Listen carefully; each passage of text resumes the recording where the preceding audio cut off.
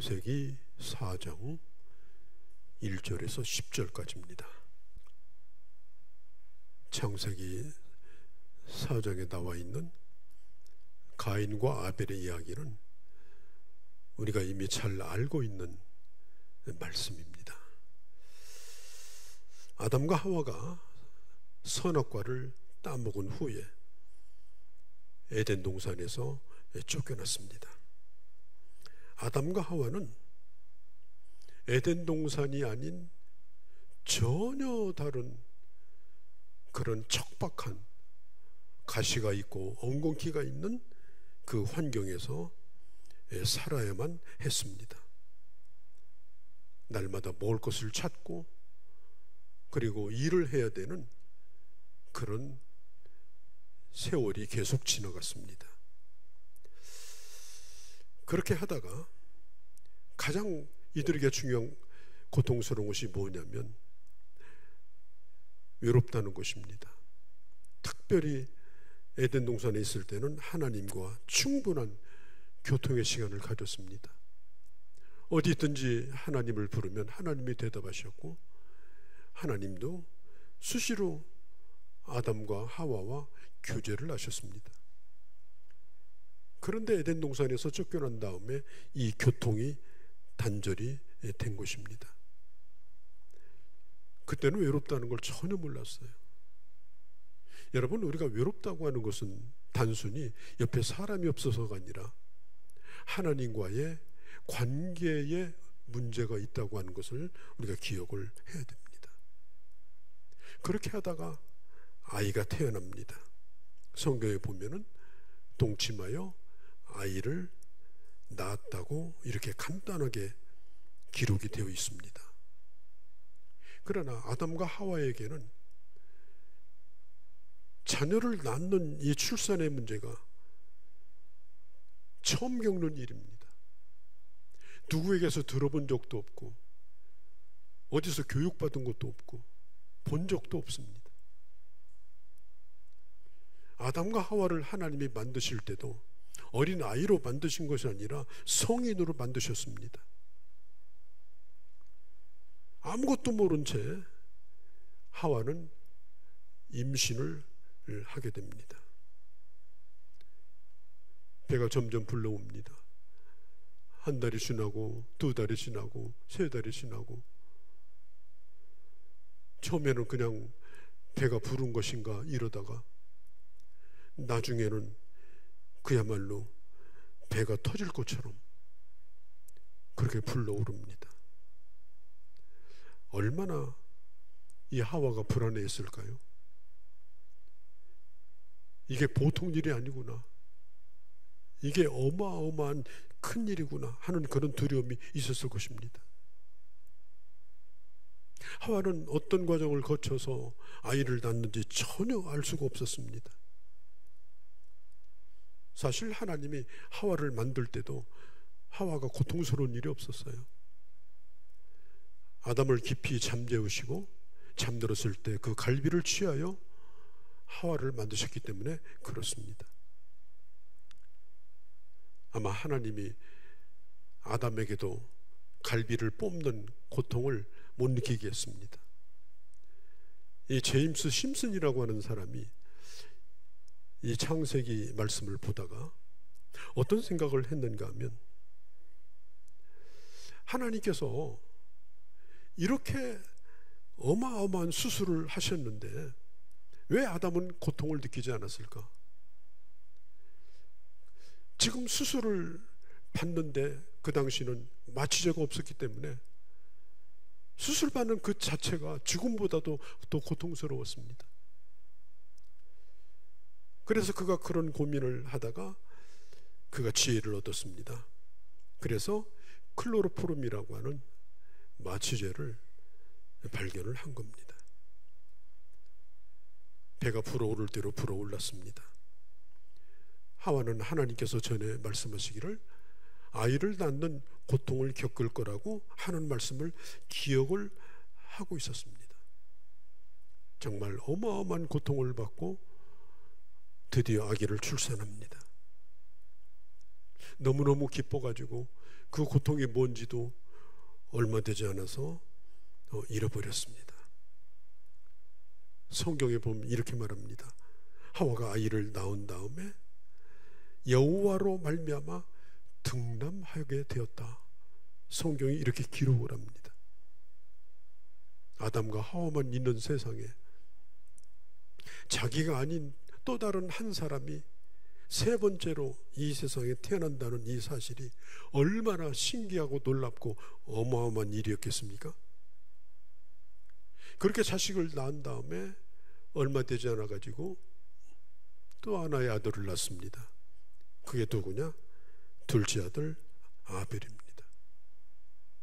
성경은 말하기를 아벨은 목축업을 하는 사람이었기 때문에 양을 쳤고 형 가인은 농사를 짓는 사람이 되었다. 성경은 상당히 많은 부분을 생략하고 있습니다. 예를 들면 가인과 아벨을 낳은 후에 아담과 하와가 얼마나 많은 아이를 낳았는지 수백 년을 살았으니까 침묵하고 있습니다. 또 하나님 앞에 드렸던 이 제사가 1년에 몇 번 드린 제사인지 그 제사의 횟수도 나와 있지 않습니다.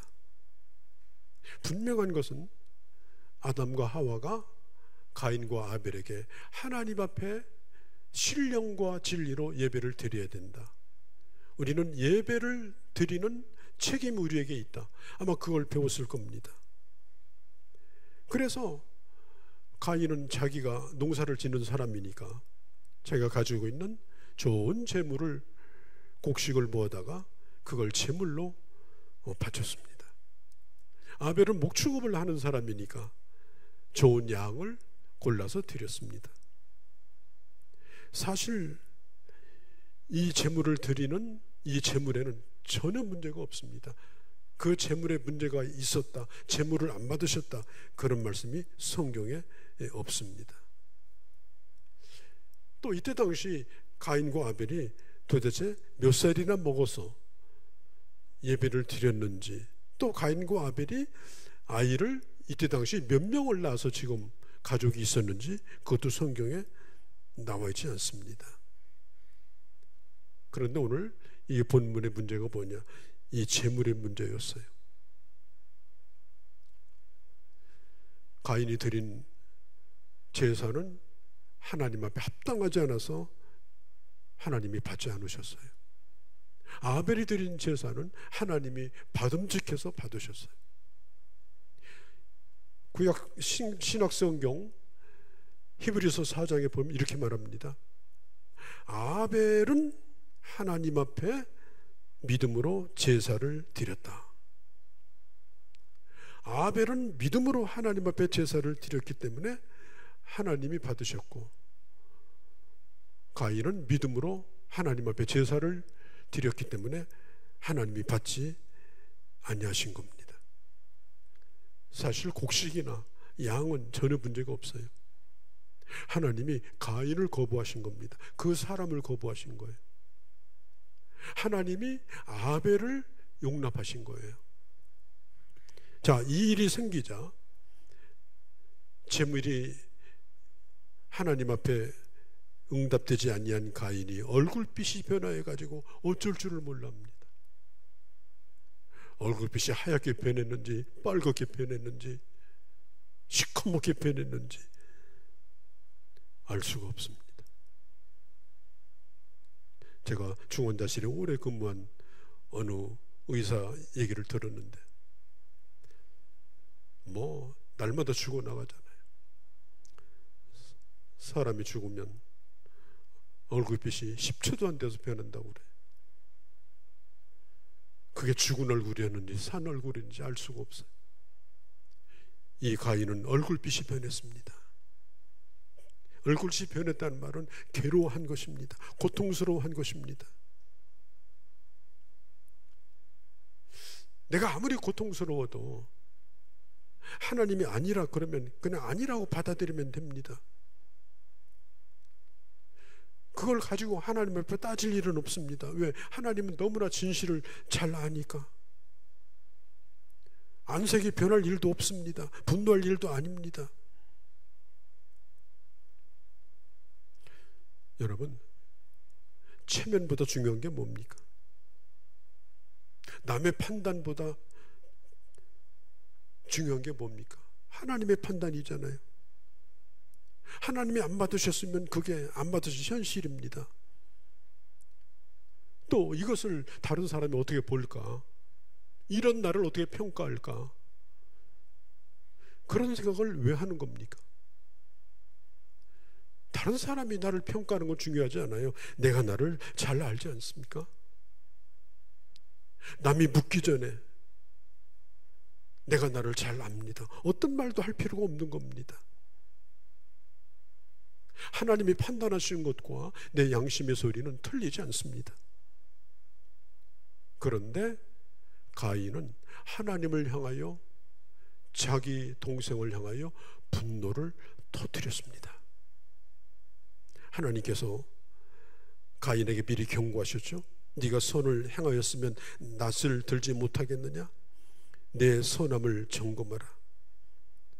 죄의 소원은 너에게 있지만 죄를 다스릴지니라. 죄를 다스린다는 말이 뭐예요? 지금 네가 고민하고 있는 거 안다. 네 마음이 아픈 거 안다. 내가 응답하지 않아서 네가 지금 고통스러운 거 내가 안다. 고민을 가지고 있다는 게 나쁜 게 아닙니다. 고민해야 됩니다. 갈등할 수 있습니다. 사람이 어떤 중요한 일을 결정할 때도 고민합니다. 어떤 나쁜 일을 내가 경험할 때도 고민합니다. 누구에게 원치 않는 소리 들었을 때 고민합니다. 중요한 것은 뭐냐면 고민한 결과 내리는 결정이 중요합니다. 오늘 이 가인은 동생을 죽이기로 결정했습니다.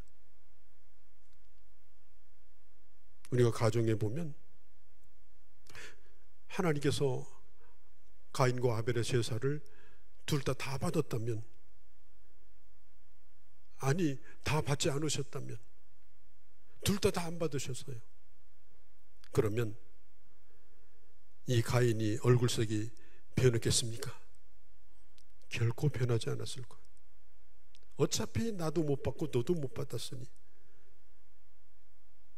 그런데 가인은 받으시고 아벨은 받으시고 가인은 하나님이 거부하신 거예요.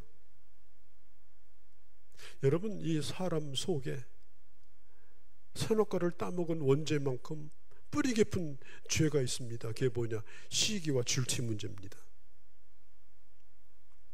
내가 못 살아서 분노가 생기는 게 아니에요. 나보다 다른 사람이 더 잘 사는 것 때문에 힘든 거예요. 먹을만 해요. 지낼만 해요. 아무 문제 없어요. 그런데 다른 사람이 나보다 더 나은 거예요. 그래서 고통스러운 거예요. 이것은요, 예수 믿는 사람이나 안 믿는 사람도 똑같고요, 목회자나 우리 성도들도 똑같습니다.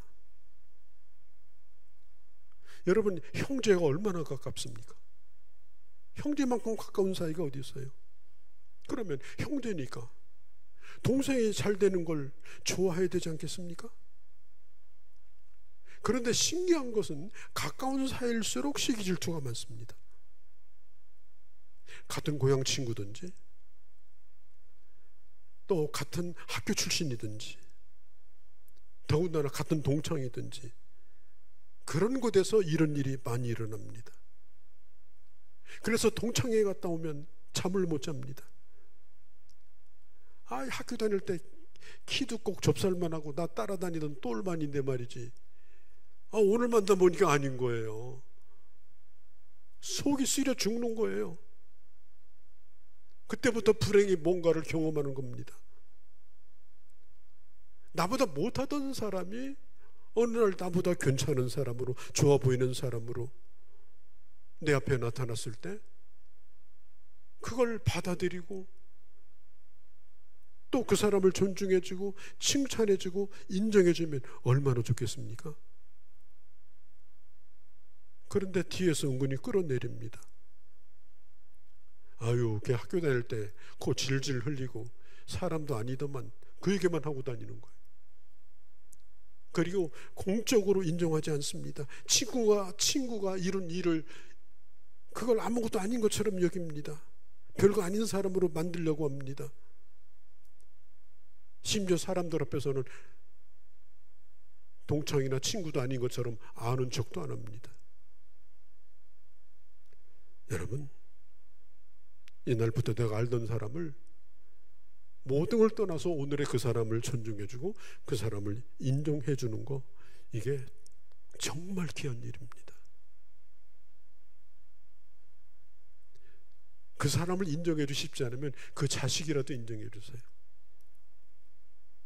여보게, 참 학교 다닐 때 참 자네도 별거 아니었더만 어떻게 자네 같은 바보한테서 저렇게 멋진 아들이 나왔느냐.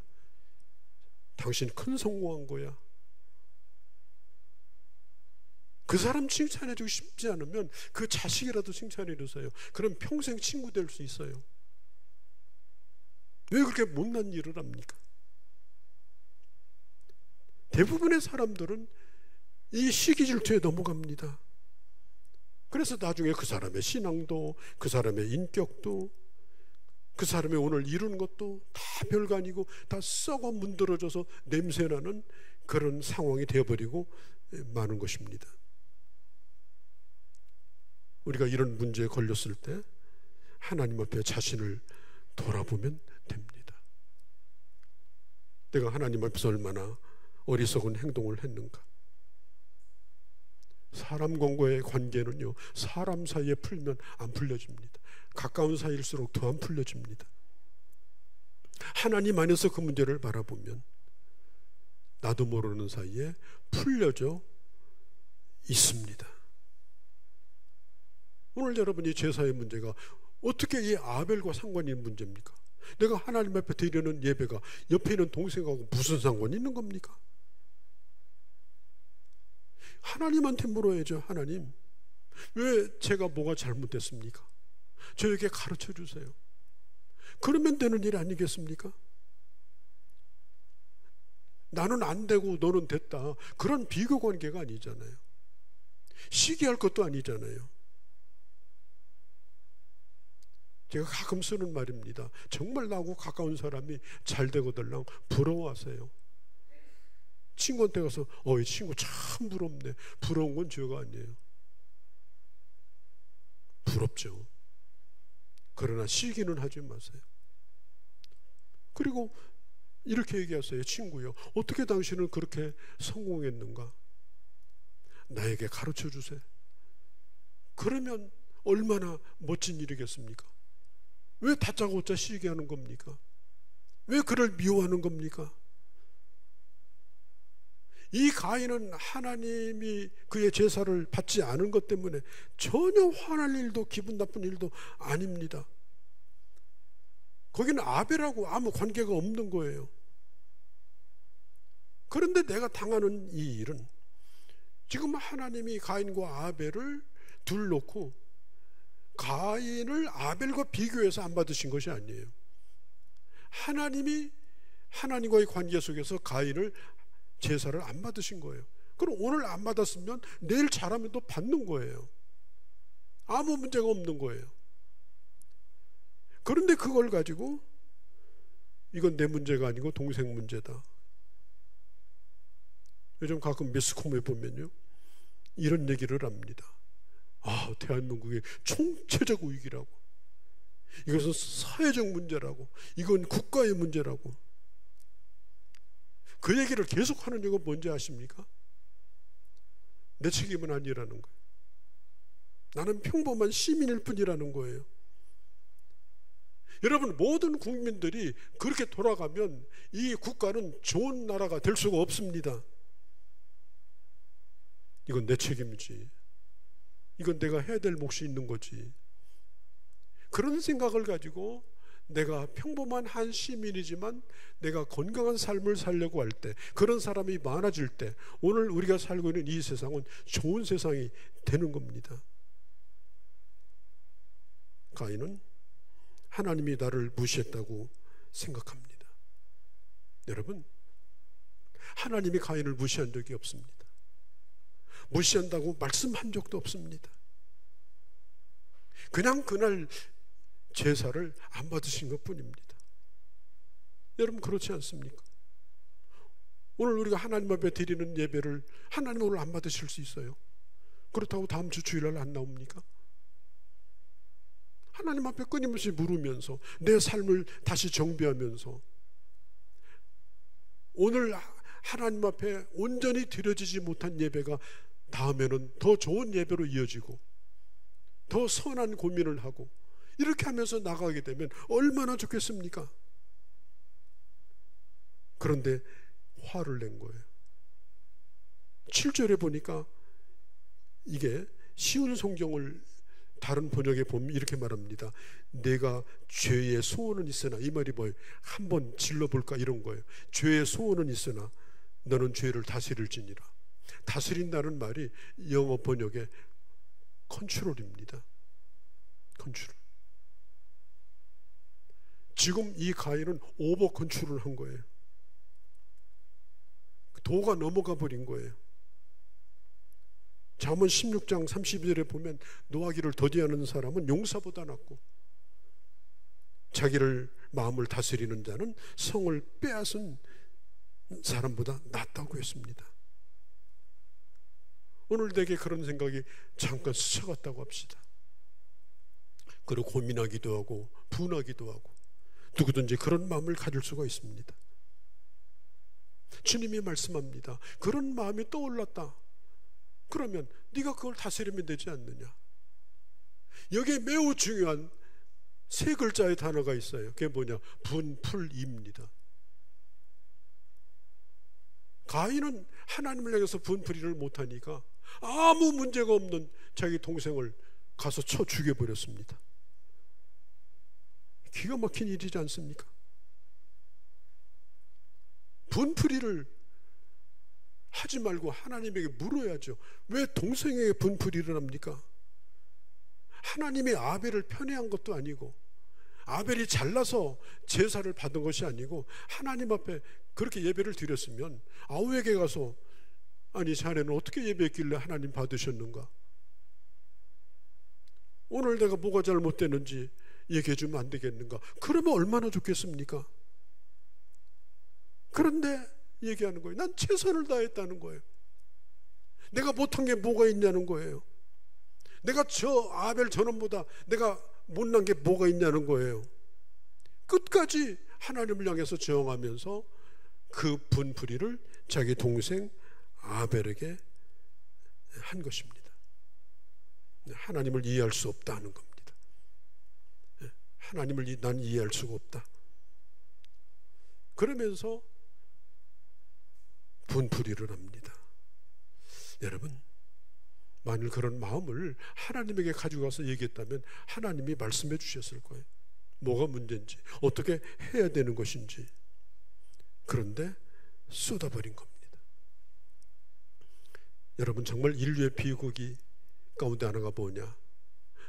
아담과 하와를 하나님이 지으시고 인간 사이에서 난 첫 번째 사람 이 가인, 두 번째 사람 아벨, 그 아벨이 자연사를 한 것이 아니라 첫 번째 난 그 사람에게 맞아 죽었다는 얘기입니다. 얼마나 비극적인 얘기예요. 하나님이 가인에게 물으십니다. 가인아, 네 아우가 어디 있느냐? 그러면 거기서라도 자수하면 되잖아요. 내가 너무 속상하고 내가 너무 억울하고 또 하나님도 아무 말씀도 안 하시고 그래서 그냥 한 대 때렸더니 죽어버렸습니다. 죽으라고 때린 건 아닙니다. 그렇게라도 변명하면 되잖아요. 뭐라고 그랬어요? 나는 그 일을 모릅니다. 아니 내가 동생을 지키는 자입니까? 아벨을 지키려면 하나님이 지키셔야지 내가 왜 지킵니까? 그러면서 하나님을 향해서 오히려 항변을 했습니다. 그리고 시치미를 뗀 겁니다.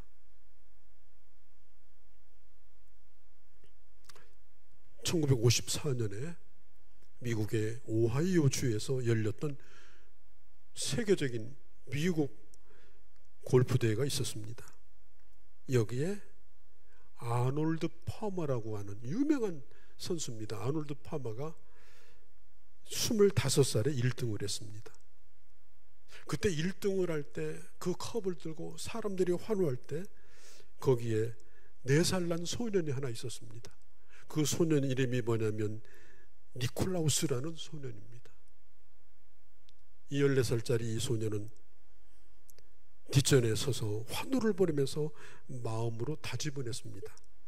나도 빨리 커서 골프를 잘 쳐서 나도 저렇게 되리라 결심을 했습니다.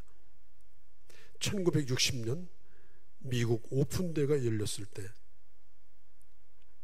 아놀드 파머가 1등을 하고 14살짜리가 커가지고 니콜라우스가 2등을 했습니다. 그 뒤로 10년 동안 아놀드 파머하고 니콜라우스가 엎치락 뒤치락 그야말로 아주 치열한 그런 경쟁을 10년을 했습니다. 세월이 지나갔습니다. 1992년 아놀드 파머가 62세가 됐을 때 이 니콜라우스가 52세가 되었는데 둘 다 나이를 먹었습니다. 대결을 합니다. 사람들이 이걸 지켜보면서 큰 걱정을 합니다. 저분들이 평생 경쟁을 했는데 오늘 여기서 터지면 큰일이다. 골프채 날아다니면 이제 이건 끝장나는 거다. 그렇게 걱정을 했습니다. 그런데 얼마나 사이좋게 골프를 치는지 나이 먹은 아놀드 파머가 니콜라우스에게 이렇게 말합니다. 우리가 나이 많이 먹었지? 참으로 나는 자네를 고맙게 생각한다네. 왜냐하면 우리가 평생토록 경쟁하면서 지냈지만 우리 둘이 없었다면 오늘 이렇게 좋은 성적이 나왔겠느냐. 그런 모습을 기자들이 보면서 하도 이상해가지고 물었습니다. 아니 당신네들은 그렇게 평생 경쟁을 했는데 이렇게 사이좋을 수가 있느냐 그랬더니 그들은 이렇게 대답을 했습니다. 상대방이 없어야 할 적수가 아니고 오늘 나를 돕는 헬퍼, 내 우승의 조력자가 되었다. 이번에는 저 사람이 조력해줘서 내가 우승을 하고 다음에는 내가 조력해줘서 저 사람이 우승을 하고 그래서 여기까지 오게 되었다. 여러분 얼마나 아름다운 얘기입니까? 저 사람이 없어지면 좋겠다. 그런 생각을 안 해본 사람은 아마 없을 겁니다. 하다못해 김정은이니 김일성이라도 우리가 그런 생각을 해본 적이 있어요. 제가 한 형제 얘기를 오늘 하고 말씀을 정리하려고 합니다. 저는 얼마 전에 대전 그 시립미술관에 고호전을 간 적이 있습니다. 저희 가족들하고 같이 갔습니다. 저는 이미 고호에 대한 많은 글도 읽었고 그분의 그림도 익숙하게 잘 알고 있습니다. 화가 빈센트 반 고호, 그가 수없이 많은 그림을 그렸습니다. 수천 점의 그림을 그렸는데 그가 판 그림은 단 한 장밖에 없었습니다. 누구도 그의 그림을 인정해주도 사주지도 않았습니다. 그냥 정신병자로 여겼습니다. 그때 그 고호의 바로 밑에 동생인 태우가, 이 태우라는 동생이 형을 위로해 주면서 늘 편지를 써서 보내고 형에게 필요한 그림 그리는 재료들을 대주었습니다. 그리고 늘 따뜻한 응원을 보냈습니다. 그렇게 하다가 고호가 죽었습니다. 고호가 죽은 다음에 또 그 동생도 죽었습니다. 고호가 그 동생의 아들을 낳았는데 그 태우가 그 자기 아들의 이름을 형 이름으로 붙여줬습니다. 그림 한 점도 못 팔았던 정신병자에 가까운, 그냥 자기 귀를 자르고 그런 이상자 같았던 그 형을 동생은 진정으로 존경했고 그 아들의 이름을, 형의 이름을 따서 붙여준 거예요. 아들을 낳았다는 소식을 듣고 이 반고호는 그때 그림을 한 점 그려서 보내줍니다. 그것이 뭐냐? 바로 아몬드 꽃나무 그림입니다. 정말 자기 동생이, 이 서양은 이 아몬드 꽃이 부유와 번성과 축복의 의미를 가지고 있습니다. 얼마나 아름다운 이야기입니까? 나중에 고호도 죽고 태우도 죽고 그 동생 태우의 아내가 자기 그 남편의 형의 그림을 전부 모아가지고 그때부터 알리기 시작해가지고 오늘 고호의 그림이 유명해지게 됐습니다. 제가 그 전람회에 가서 그 복사본 아몬드 꽃나무 그림을 사가지고 제 큰 손녀인 손녀딸에게 선물을 해주고 설명을 해줬습니다. 제가 얼마 전에 부산에 갔는데 제 책상 앞에다가 이렇게 붙여놨어요. 참 마음이 흐뭇했습니다. 여러분, 우리가 고민은 많습니다. 특별히 가까운 사람들과 갈등이 생기고 또 어떤 때는 가까운 친구들과 갈등이 생길 때 우리는 마음에 고민을 합니다. 좋은 고민도 하지만 나쁜 고민도 많습니다. 고민하고 사는 것이 나쁜 것이 아닙니다. 고민한다고 해서 다 잘못되는 것도 아닙니다. 문제는 뭐냐? 나는 모든 사람보다 특별해야 된다. 나는 모든 사람보다 잘나야 된다. 나는 모든 사람에게 다 인정받아야 된다. 다른 사람과 똑같아지는 것에서 만족하지 아니하고 자기를 특별한 사람이라고, 나는 특별해, 나는 사랑받게 태어났어, 나는 나야, 뭐 이러면서 결국 그 고민이 결국은 시기와 질투로 흘러가게 되고 그리고 인격도 깨지고 믿음도 깨어지는 그런 결과를 가져오게 되는 것입니다. 여러분, 특별한 걸 기대하지 맙시다. 내가 남만큼만 해도 감사한 거예요. 자식들 공부 못한다고 얼마나 호통칩니까? 여러분 스스로를 아시기 바랍니다. 여러분 공부 잘했습니까? 지지리도 도망다니고 놀기 좋아했던 여러분 아니었습니까? 근데 뭘 그런 나에게서 그런 자식을 기대합니까? 고만하면 감사하지. 가진 바에 감사하고 나를 받아들이고 또 다른 사람에게 주어진 하나님의 은혜도 받아들이고 그렇게 사는 것이 얼마나 행복한 일입니까? 오늘 주님이 물으십니다. 가인아, 네 동생이 어디 있느냐? 나는 아무 책임이 없는데요. 이미 죽여놓고 책임이 없는데요. 이미 다 깔아 뭉개놓고 책임이 없는데요. 이미 뒤에서 전부 그 인격을 짓밟아 놓고 책임이 없는데요. 시치미를 뗍니다. 그날부터 가인은 모든 사람이 그의 적이 되어서 그는 평생 도망자로 살았습니다. 전설에 의하면 라멕이라고 하는 큰 용사가 있었는데 그에게 맞아 죽었다, 그런 얘기도 전해집니다. 어떤 사람은 고민을 하고 더 나은 길로 나갑니다. 어떤 사람은 고민을 하고 더 깊은 수렁에 빠집니다. 누구를 저주하지도 말고 누가 없어져야 된다고 생각하지도 말고 하나님 부족한 나를 살려주셨고 우리는 모두 다 있어야 될 자들입니다. 그리고 나머지 혹시라도 내가 소화시키기 어려운 관계들의 문제나 그건 다 하나님 앞에 맡기면 됩니다. 그러면 하나님께서 여러분들을 남은 생애를 책임져 주십니다. 이런 은혜가 여러분들 가운데 있기를 주의 이름으로 축복합니다.